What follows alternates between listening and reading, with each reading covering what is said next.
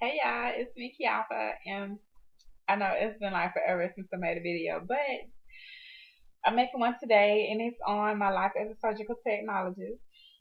First, I want to apologize for the quality of this video, y'all. I tried to record this on my phone, and I tried to record it on my camera, but my batteries died, and so I'm just like, you know what? The best way for me to get y'all this video is to just do it on my webcam right now, and then I got to figure out what's going on my phone, and I needed to charge the batteries on my camera. So I do apologize for that. Secondly, thank you to all my new subscribers. Thank you for subscribing. I hope I live up to your expectations. But yeah, so and then I want to apologize to you guys too for not being as productive. One of my new, I guess, not resolutions, but one of my new goals is to just put videos out, no matter how I look or whatever, just put them out. And so I had this idea that I had to look a certain way. My makeup had to be done every time I got on camera, and it was just causing me to not post videos. It was really bad, and so now I'm to the point where I don't really care, y'all. I'm finna give it to you, raw and uncut. This me. So I'm here in front of y'all. I do have my earrings, but no makeup. And I got some breakouts, but I'm gonna cover that in another video. And I know my hair is different. I'm gonna cover that in another video too. But in this one, we talking about my life as a surgical tech. And so the reason that this video came about is because I done had a few people on Instagram and other places ask me, what's it like to be a surgical tech and all these questions and stuff. And so I figured, I would just come on here and just let y'all know, since this is my personal channel, this isn't like a professional channel or anything like that. Even though some of the videos that may be on here seem like they're just for my channel is just for hairstyling, that's not it. This channel is me, and that's what I had to remind myself a few weeks ago. Like, this is just me.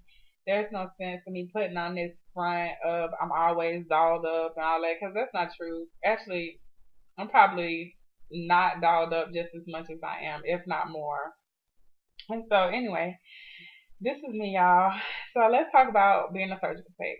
I wrote down some questions and things over here on my little tablet. I mean, my little notepad or whatever. And these questions, I guess, they just came off the top of my head. I just was going for them. And these are some of the questions that other people had asked me too.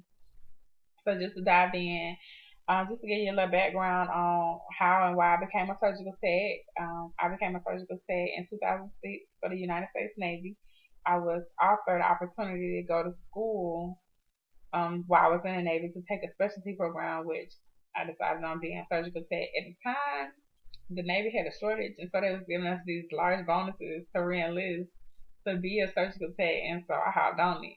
And it actually, I knew I wasn't gonna stay in the Navy for 20 years, and so I knew I needed to have something that I could use on the outside, and surgical tech provided that for me.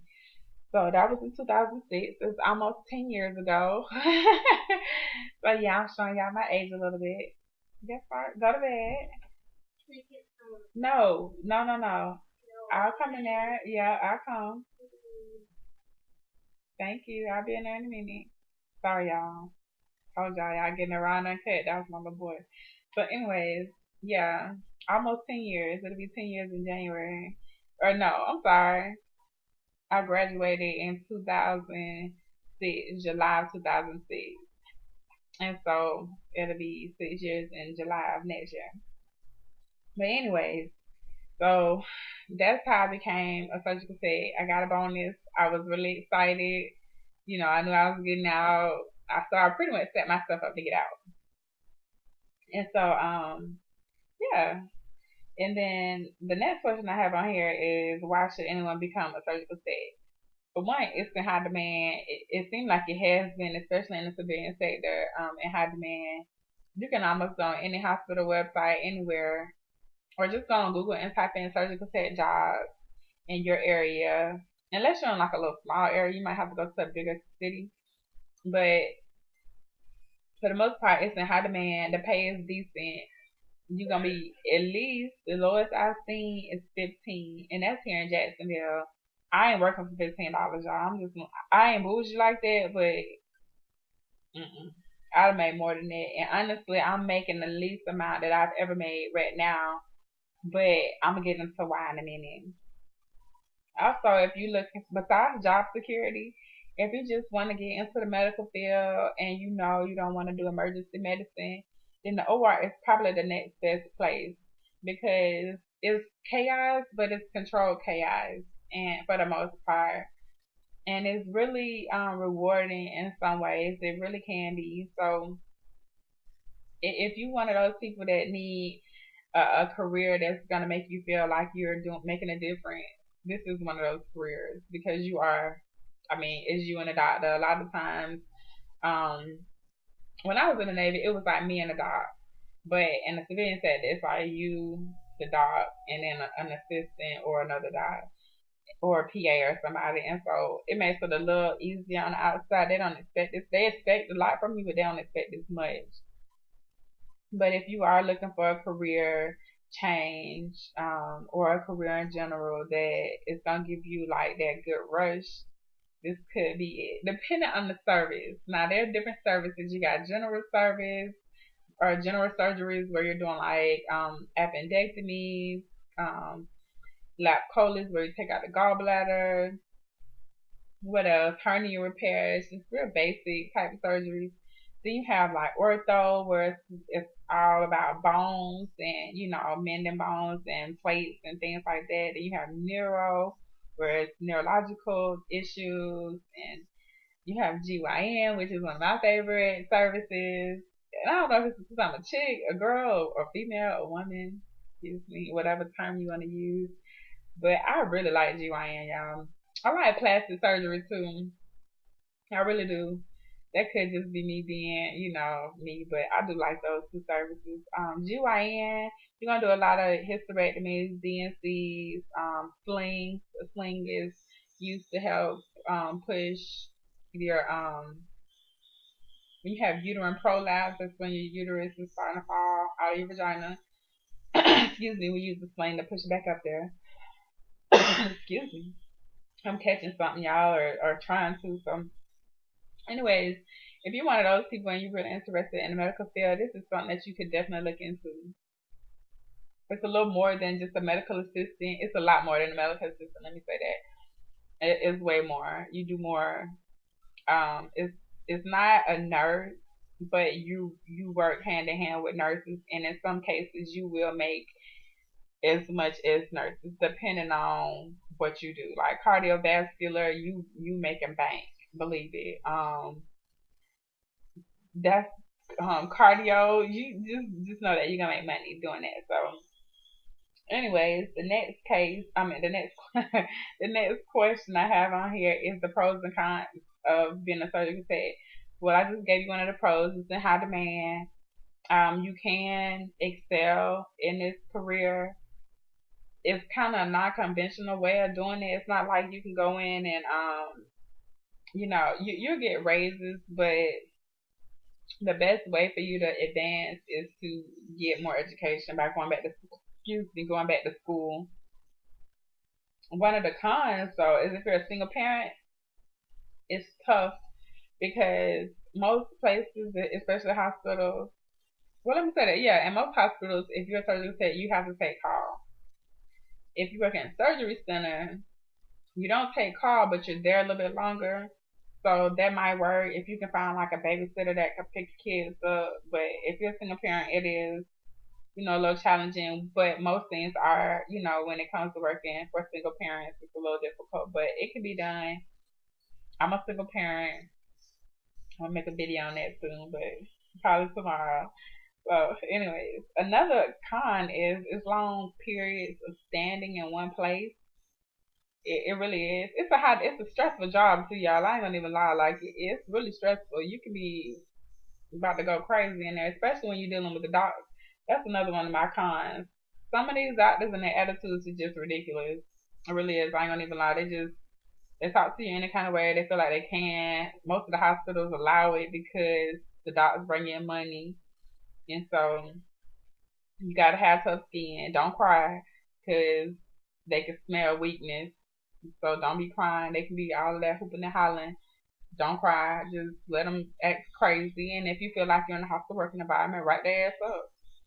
I mean, I had a situation happen to me, and I didn't write the doc up because I felt like they was gonna take me out of his room, and I needed to be in his room because I was on call. I would take call, and I'm gonna be on call with him. And the problem about not being in the room and then you also on call is that when you could get called in the middle of the night and you don't know that case, it's gonna be a lot harder. The case is gonna go rough, and that's just gonna make him look at you stupid and make you think that you're incompetent and things like that. But realistically, you're not. And if they make you feel little and they belittling you, 9 times out of 10, like with anything else, when people talking down on you and acting crazy towards you, that's because they got other shit going on in their life and it ain't got nothing to do with you. And so, you take it with a grain of salt and just like really when they be cussing and acting crazy, I just look at them like this. Don't let these girls fool you. Don't let these girls fool you now, cause you catch me slipping on a bad day, I'm gonna catch your ass slipping too, and you ain't gonna like it. No, I'm just playing. I ain't crazy like that, y'all. But shit, I know some people that is. But yeah, the doctors, they get it. They look at you like some of them, not all of them, not all of them. So don't take what I'm saying, as a general. As this is how all doctors are because they're not all surgeons are. They're all not like this. There's some good ones out there, but some of them, and I'm thinking of this one in particular that happened a few months ago. They just disrespectful and just create hostile working environments for no reason. And what they don't seem to get is when you start yelling and fussing and cussing at people, it make them flustered and they can't think right. You already creating the environment is already stressful, but you're creating an even more stressful environment by acting crazy. But yeah, I'm from Jacksonville, and I grew up here, and I grew up not in the hood, cause I ain't real hood. Y'all might think it, but I ain't real hood. But some of these doctors, they need to get their mind right. That's all I'm saying. So yeah, that's some of the cons. Just know that. Some of the opportunities are you get different jobs. Like one of the jobs I have right now, I'm a PRN OB tech. And so what that consists of is me delivering babies all day. I work with babies. And that is such a nice environment. It's completely different from working in the OR. Yes, it's stressful because you do have two lives in your hands. You're helping save a life because you're having a C-section and you're helping bring life into this world, which is a beautiful thing. And so I really like this position that I'm in. I don't like the shift. It's 7 to 7. I'm 12-hour shifts. And then why I don't like it is because I'm a single parent, and my mom has to on some days when I work, she has to take my son to school and pick him up, and then by the time I get home, it's late. We doing homework late, and so the only other option is to work at night, and so I mean, I haven't worked at night before, but it's an option. So and what other? You can be a surgical coordinator. You can be a surgical instructor. You can go on and be a surgical assistant, which is two totally different things. A surgical tech and a surgical assistant aren't the same. The surgical tech is in charge of instruments and instrumentation, the back table, the Mayo. That's the surgical tech role in the OR. I'm sorry, y'all. The surgical assistant is there to assist the surgeon, to assist the surgeon, excuse me, during the case. So they are making sure the field is visible, suctioning blood, helping control the bleeding, retracting, pretty much whatever that doctor needs. It's a second pair of eyes and a second pair of hands for that doctor. That's pretty much what a surgical assistant is. And so, yeah, just different opportunities. You can go on and be a nurse, an operating room nurse. You can go on and be a registered nurse first assistant, which then you create a totally different pay grade because now you're able to bill these clients insurance. So that's something that you could look into. I'm actually right now going through the first assist surgical first assist program at Gulf Coast State College. We'll see how they go. And then yeah, it's pretty cool. And so how to be a great surgical tech is really based off experience and knowledge. And the way you get knowledge is by experience. You can read all you want to, but if you're a good test taker and you're not good at applying what you've learned, or if you're good at reading and you can't really apply what you've read to the OR, then it's really what you read really not gonna benefit you. But if you are okay at reading and things like that, but when you can comprehend better with hands on, this will probably be a good field, because yeah, you do need to be able to pass the classes and stuff like that, but you don't really become a surgical tech until you get in that OR and you start learning how to pass the instruments or anticipating the doctor's needs. And the only way you're gonna know what he needs or be able to anticipate what he or she needs is by being in there with them all the time. Don't be one of these people that get in the that become a surgical tech and run from surgeries and hide out and want to be team leads or don't want to scrub in or try to pass the buck off to someone else because you're not gonna learn shit. You're gonna be looking stupid, and when you on call, it's gonna show. Like the OR isn't one of the places where you can skate by and nobody notices. Everybody in that room is gonna notice your what you know and what you don't know. So yeah, and then pretty much that's it. Like just you need a lot of tough skin because you're gonna go in there and it's real, y'all. I ain't gonna even lie. Like you're gonna be in there taking out tumors, and you working with kids. Like it's just all kind of different situations. And I don't like peas. I ain't gonna even lie. Like I ain't like peas before I was mom, and I definitely don't like peas now that I am. I'm too sensitive to that. I take on that emotion of being their parent and just feeling sorry for them and stuff. So I don't do good in peas. I'll be in there crying, and there is no crying in the OR. So I don't do that. But delivering babies, now that's a totally different ball game. That's kind of cool. So yeah, you guys, that's my little take on being a surgical tech. This video is too long, and I knew it was gonna be long because it really is a lot more that I can go into detail with. And if y'all want to know more, let me know. If you want to know more about me being an OB tech and things like that, let me know. But that's all I got for y'all today. So watch the video tomorrow. I'm gonna be posting daily. Hopefully that's the plan. It ain't gonna be really about too much other than my life and the things I do. So see y'all later.